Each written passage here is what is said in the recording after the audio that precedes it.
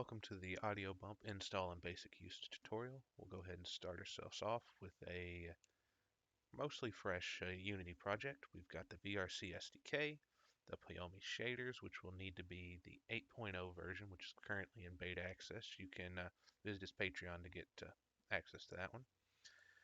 We also have AudioLink, and I've went ahead and imported our AudioBump module. It's under Angry Labs, AudioBump. Alright, now the first thing to note is that we don't actually have a shader yet. And I've went ahead and pulled some of these windows into the UI of Unity so that we don't have to deal with my recording issues. But the first thing we'll need to do is let's go ahead and click this to make a copy. Easy install can be found under the top menu bar in Tools, Angry Labs, and then the Easy Install. We'll go ahead and make our new shader called ProBump. And if you click down here, you can see all the shaders that it could be based off of. And we'll go ahead and install it. Now we'll have a new asset here. It's called ProBump, and Angry Bumps down there. So but we're not actually ready to use it yet.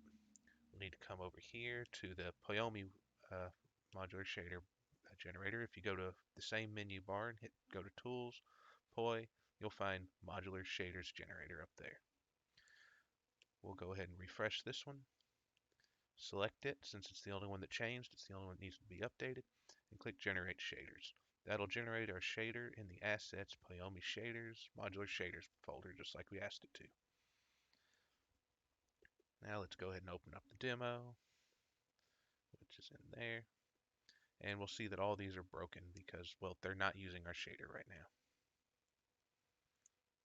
If we go ahead and set each one of them to ProBump, we'll see them start to come to life and work.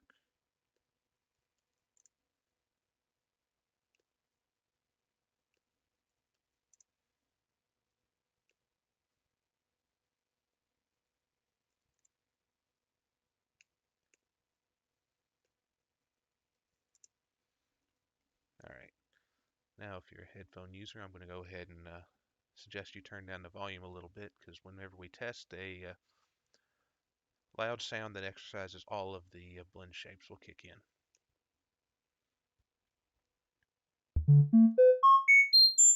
As we can see, it's playing, blend shapes are moving, we're all happy.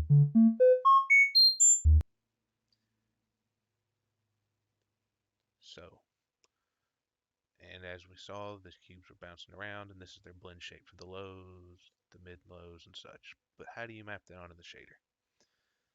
Well, we'll need a blend shape texture, which is something a little bit unique. So let's go ahead and set about making one of those. Let's drag the cubes out. The cubes right now are just a skinned mesh. There's nothing special about them.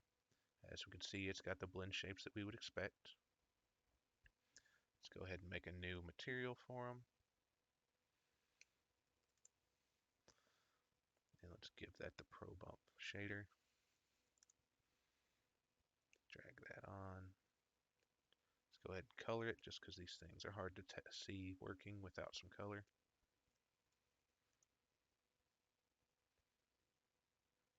And down here we see AudioBump. We'll need to click this checkbox to enable the feature at all.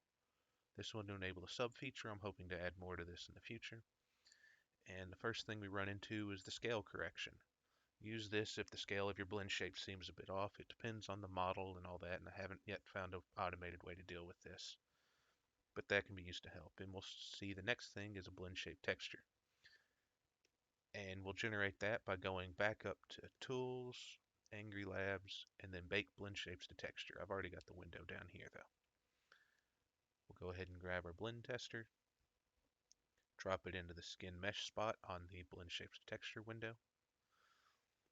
And as we can see, we have a shape, but we want 4 shapes. So click the Add Shapes button a few times. That's the most we can have. Let's go ahead and set these up.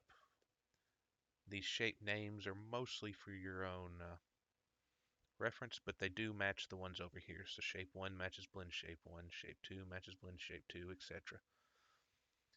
Now that we've got that, we probably want to put this in demo and not output.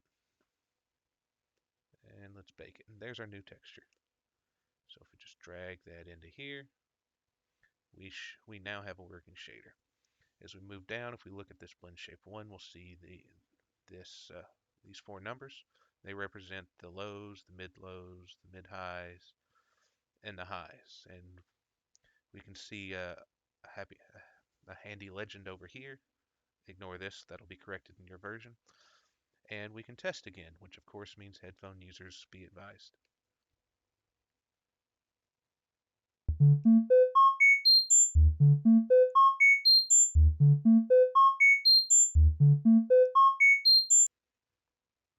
And with that, you should be well on your way to using the AudioBump add-on.